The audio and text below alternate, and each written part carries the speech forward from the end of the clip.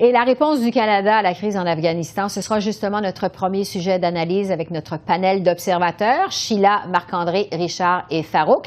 Bonsoir à vous quatre. Bonsoir Esther. Sheila, d'abord, je veux revenir sur la déclaration de la ministre sortante, Mariam Monsef, sur nos frères talibans. Est-ce que c'est embarrassant pour les libéraux? Je pense que, d'abord, Mme Monsef est d'origine afghanie elle-même. Et ce qui est intéressant, c'est qu'on est en train de faire sortir du monde canadien et des autres de l'Afghanistan. Alors, il faut faire attention à nos paroles. Ceci dit, le mot « frère », c'est comme québécois. C'est inclusif surtout sur le territoire. Et dans le monde musulman, il y en a beaucoup qui s'appellent tout le monde musulman des frères. Et c'est peut-être une question plus de langage culturel qu'autre chose. Oui.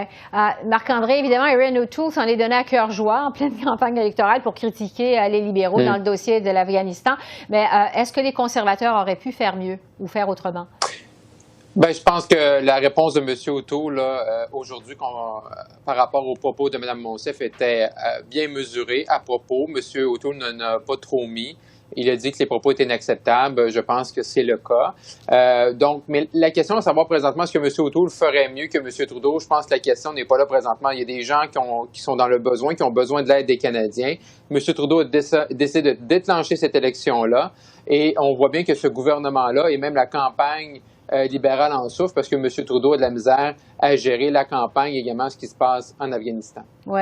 Farouk, je vais aller à vous. Qu'est-ce que vous en pensez de la déclaration de Mme Monsef, la ministre sortante, vous?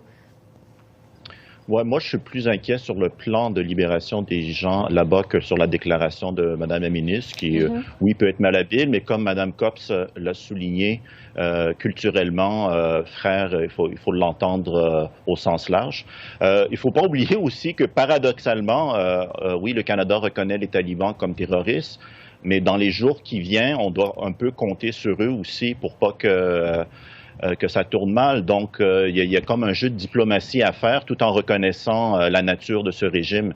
L'autre affaire qu'il faut souligner sur Mme Monsef, elle est afghanie, comme Mme Copps l'a dit, elle est issue de la minorité là-bas, donc il n'y a personne qui va prétendre qu'elle a des sympathies des talibans. Là. Il faut pas non plus en faire trop. Il y a eu beaucoup de femmes qui ont été boucliers de M. Trudeau depuis 6 ans.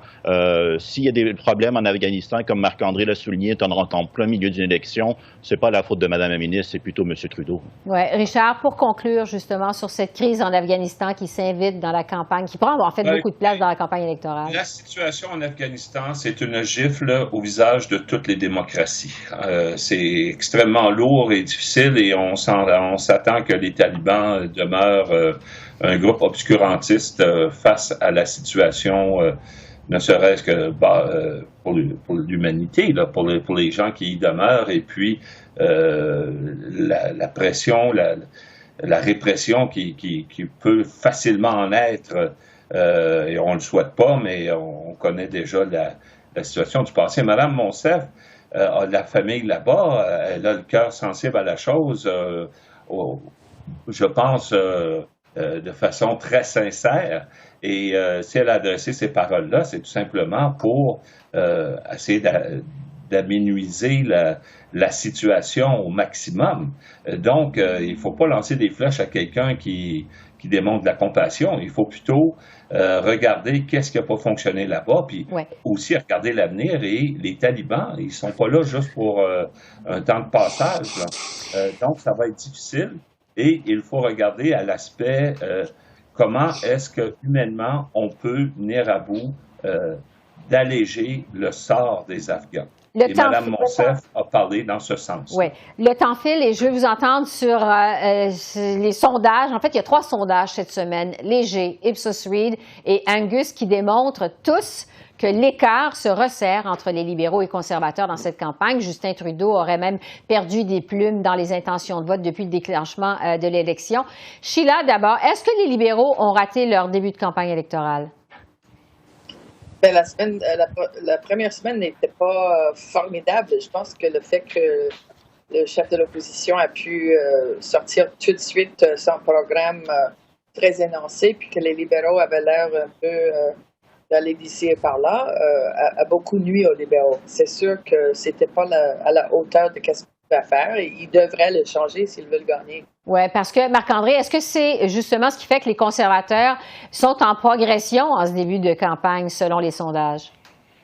Oui, effectivement, les libéraux n'ont pas, là, le premier 10 jours n'est pas excellent. C'est pas la journée d'aujourd'hui qui va changer la chose à court terme. M. Trudeau va devoir s'ajuster. Il parle comme il parlait lors des premières, deuxièmes vagues. Il est très ancré sur le passé, mais on sait qu'en élection, il faut faire rêver les gens, il faut faire rêver les Canadiens. Donc, ça va prendre un changement de narratif drastique pour M. Trudeau, parce qu'on voit que ça va bien pour les conservateurs, ça va bien également pour le NPD. Les choses sont plutôt stables du côté du Bloc. Donc, pour les partis d'opposition, c'est un bon début de campagne, mais du côté des libéraux, on le sent, il y a de la nervosité parce que ça bouge, les chiffres bougent pour une première fois depuis plusieurs mois en Ontario. Oui, parce que Farouk, justement, le NPD, ça c'est une des surprises des sondages. Le NPD qui est en progression, notamment en Ontario. On se demande, est-ce que ça va durer pour le NPD ou si les électeurs vont finalement retourner voter de façon stratégique le 20 septembre et retourner vers les libéraux? Qu'est-ce que vous en pensez? Oui, ça c'est la question existentielle des quartiers généraux du NPD, d'élection en élection. Par contre, cette question-là se pose d'habitude vers la fin de la campagne. Et il est un peu tôt aujourd'hui pour commencer à se la poser du côté libéral et agiter le drapeau stratégique. Et c'est ça que moi je retiens de la première semaine. Manifestement, M. Trudeau a raté son début de campagne. Ça se resserre. Et donc, on arrive maintenant à un moment dans la campagne. Qu'est-ce que l'électorat NPD qui a progressé en voyant cette course à deux plus serrée que prévu? Est-ce qu'ils vont maintenir leur appui NPD ou ils vont aller sauver M. Trudeau, d'autant plus que ça fait 6 ans qu'il promet des trucs et qu'il y a, dans cet univers-là progressiste, ça n'a pas nécessairement livré. Et c'est là que se joue la campagne, d'après moi. Pour finir, en 2 mots.